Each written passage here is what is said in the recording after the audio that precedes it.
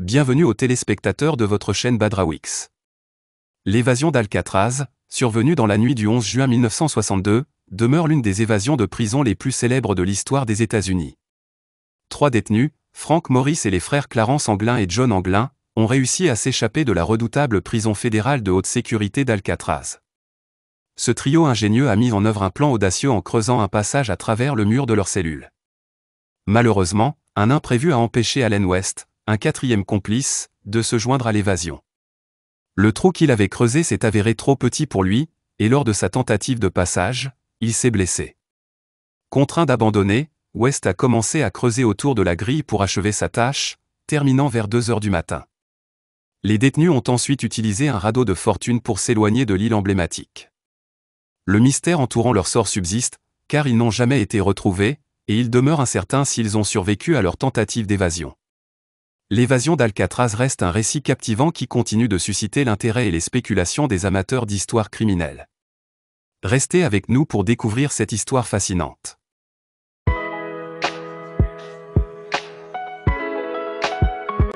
Le complexe pénitentiaire d'Alcatraz, situé sur une île de la baie de San Francisco en Californie, a connu plusieurs phases de son histoire.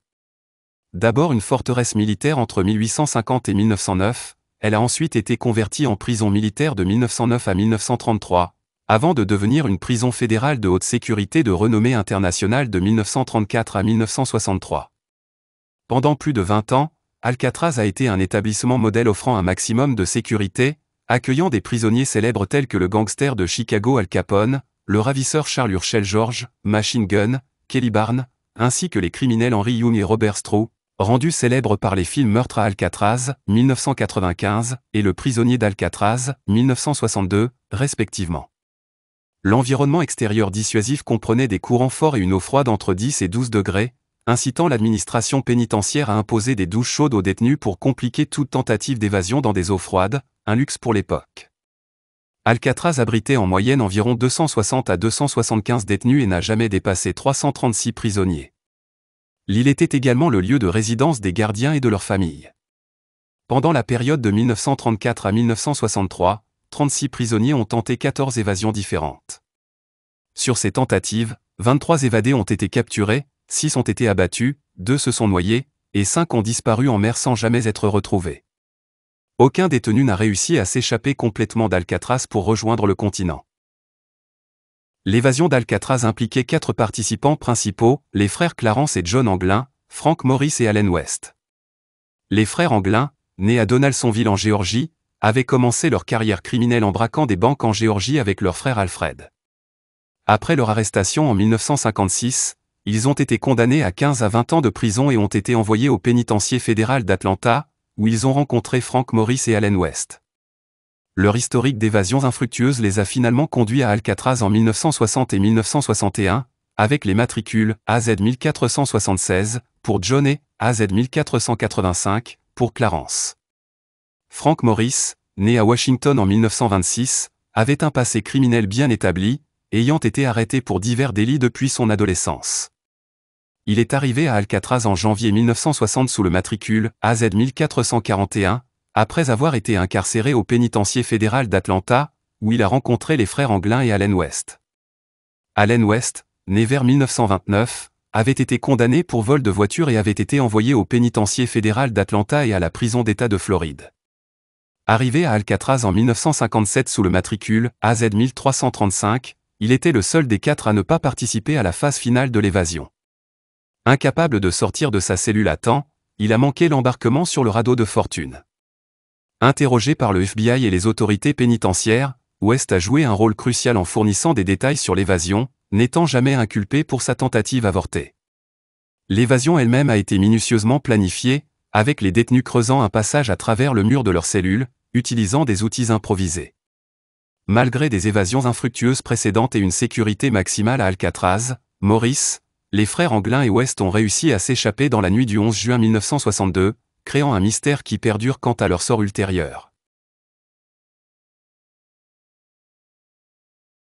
La préparation minutieuse de l'évasion d'Alcatraz impliquant les frères Anglin, Clarence et John, Frank Morris et Allen West, a débuté par leur rencontre dans un précédent pénitencier.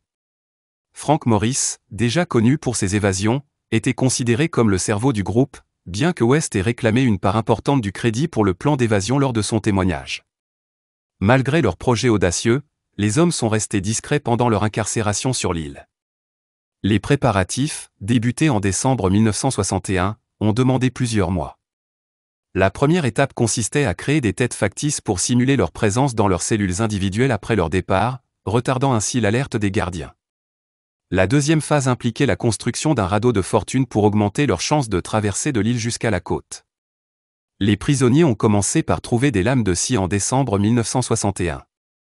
Les frères Anglin ont passé près de 6 mois à creuser le contour de la grille de ventilation au sol de leurs cellules B150 et B152, s'entraidant mutuellement. Pendant ce temps, Maurice et West, dans les cellules proches B138 et B140, faisaient de même. Les travaux se déroulaient généralement de 17h30 à 21h, avant l'extinction des lumières pour la nuit, et pendant les périodes où le bruit pouvait être masqué, comme pendant les séances d'accordéon. Les morceaux de murs retirés étaient dissimulés dans leurs pantalons et dispersés lors des promenades. Les outils disponibles pour creuser étaient limités, mais les prisonniers ont réussi à les obtenir depuis les ateliers de la prison où Maurice travaillait. Certains outils ont même été fabriqués à la main, et une petite perceuse électrique a été conçue à partir d'un moteur d'aspirateur.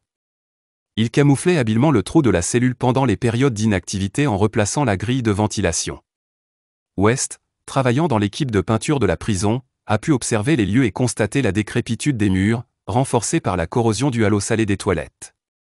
Une fois le trou dans le fond de leur cellule terminé, ils ont eu accès à un couloir de service étroit le long du bloc B et des conduites, permettant d'atteindre le toit après le retrait d'un ventilateur, tout cela sans être repéré. Les fausses têtes ont été fabriquées à partir de papier toilette mélangé avec du savon pour créer une sorte de papier mâché, de la peinture et des cheveux récupérés chez le coiffeur de la prison où Clarence Anglin travaillait. Ils ont également préparé un radeau de fortune en utilisant de la colle volée et une cinquantaine d'imperméables provenant d'autres détenus, donnés ou volés, facilités par le fait que John Anglin travaillait à la blanchisserie de la prison. Ils ont fabriqué une pompe à air avec un accordéon et des pagaies en bois. Tout ce matériel a été soigneusement dissimulé derrière le mur de la cellule. Une fois que le ventilateur du toit était suffisamment endommagé pour être retiré, Maurice a fixé la date de la tentative d'évasion au 11 juin 1962. À 21h30, immédiatement après l'extinction des lumières, les trois fugitifs ont habilement positionné leurs mannequins rudimentaires dans leur lit pour induire en erreur les gardes. Malheureusement, Allen West n'a pas réussi à sortir de sa cellule en raison d'un creusement insuffisant de sa grille, même avec l'aide de Clarence Anglin depuis les conduites. West a dû être laissé derrière eux. Après s'être infiltré dans les conduits situés derrière les murs et avoir escaladé un tuyau de 9 mètres pour atteindre le toit, ils ont traversé celui-ci sur une distance d'environ 30 mètres, évitant habilement la lumière des projecteurs, et ont descendu le long d'une conduite de 15 mètres. Une fois au-delà des clôtures de barbelés d'environ 4,50 mètres, ils ont atteint la rive nord de l'île, où les trois hommes ont déployé leur radeau de fortune. L'heure officielle de l'évasion est enregistrée à 23h. L'évasion d'Alcatraz n'a été découverte que le lendemain matin, lors de l'appel matinal quotidien à 7h12. Les gardes, incapables de réveiller certains prisonniers, ont vérifié leurs cellules et ont découvert les fausses têtes avant de sonner l'alerte. Allen West aurait revendiqué sa participation à l'évasion de lui-même. Cependant, West, ayant réussi à sortir de sa cellule vers 2h10 mais constatant que les autres fugitifs étaient déjà partis, a dû retourner dans sa cellule. Les autres prisonniers auraient entendu ses sanglots.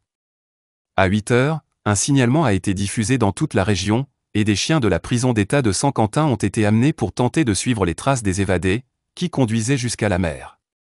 Dans les jours qui ont suivi, de nombreux prisonniers ont été interrogés, et West a indiqué le plan d'évasion ainsi que la direction prévue vers Angel Island, située à quelques kilomètres du pénitencier.